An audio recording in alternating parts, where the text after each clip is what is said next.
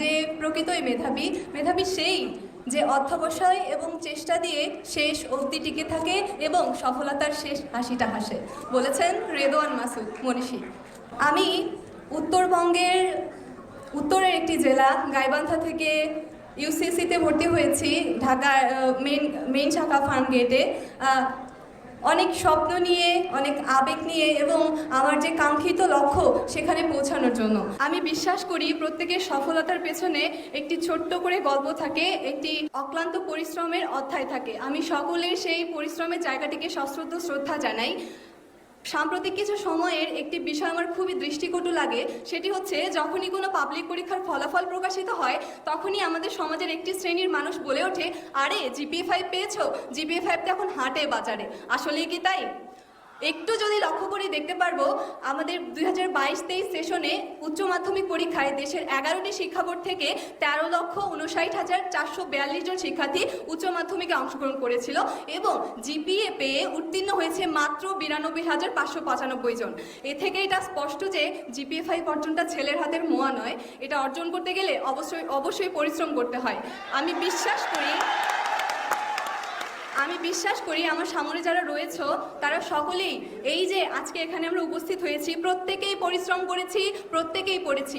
আজকে আমার মতো হয়তো তোমাদেরও এই মঞ্চে বসে এটাই মনে হচ্ছে যে উচ্চ মাধ্যমিকের যে সময়টাতে আমার কিছু বন্ধুরা পার্কের অলিতে গলিতে 2 ঘন্টা আড্ডা দিত, ঠিক সেই সময়ে একটি ঘরের কোণে পড়ার টেবিলে বসে আমরা পড়ার জন্য সময় ব্যয় করতাম। ঠিক সেই সময় যখন তারা ফেসবুকে মনোযোগ দিত, রঙিন ছবি তুলে ক্যাপশন দিত, শেয়ার কমেন্ট রিয়াক্টের জন্য, সেই সময়টাতে আমরা ব্যয় করেছি ফেসবুকে নয় টেক্সট বুকে। আর সেই জন্যই আজকে আমরা এখানে।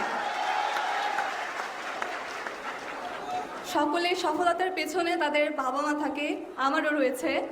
একটি ছোট্ট স্মৃতি শেয়ার করি, সেটা হচ্ছে উচ্চ মাধ্যমিক পরীক্ষার অর্থনীতি পরীক্ষার দিনে আমার আম্মুর জ্বর ছিল 102 এবং তিনি সকালে 3 বার বমি করেছিলেন, কিন্তু তারপরেও অর্থনীতি পরীক্ষাতে আমার সাথে তিনি গিয়েছিলেন, কেননা অর্থনীতিতে আমার ভীতি ছিল।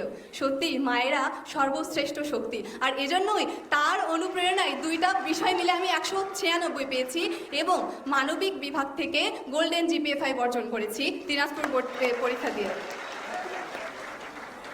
বঙ্গবন্ধু শেখ মুজিবুর রহমান একটি কথা বলে গেছেন, আমার এই স্বাধীনতা ব্যর্থ হয়ে যাবে যদি না আমার একটি বাঙালিও না খেয়ে থাকে। ঠিক সেভাবেই আমাদের এই জিপিএ প্রাপ্তি ব্যর্থ হয়ে যাবে যদি না আসন্ন ভর্তি যুদ্ধে আমরা টিকে থাকতে না পারি, আমাদের অবস্থানটাকে দৃঢ় করতে না পারি। এজন্য সকলের কাছে আমি দোয়া চাইব এবং সকলে নিজেদের অবস্থান থেকে সর্বোচ্চটা দিয়ে চেষ্টা করব যাতে শেষ হাসিটা আমরা হাসতে পারি। এবং আমাদের যে পিতামাতা রয়েছে পেছনে, তাদের যে কষ্ট, তাদের যে আশা আকাঙ্ক্ষা, এবং গর্ব করে প্রতিবেশীকে বলা, এই যে এটা বলেছিলি আমার মেয়ে ভাঙা চাল কি উঠাই দেবে, দেখ আজকে সত্যি আমার ভাঙা চাল আমার মেয়ে উঠাই দিছে, আমার ছেলে উঠাই দিছে। সকলের কাছে আমার অনুরোধ, সকল কিছুর আগে আমরা বাবা মার প্রতি শ্রদ্ধা ভালোবাসা রাখবো, সকলে ভালো মানুষ হব। দিন শেষে এই পৃথিবী, এই বিশ্ব ব্রহ্মাণ্ড সকলের জন্য নিরাপদ হোক। সকলে আমাদের জন্য দোয়া করবেন, প্রত্যেকেই যেন আমাদের স্বপ্নের বিশ্ববিদ্যালয়কে খুব কাছে থেকে দেখতে পারি। ভুল ত্রুটি হলে ক্ষমা সুন্দর দৃষ্টিতে দেখবেন। ধন্যবাদ।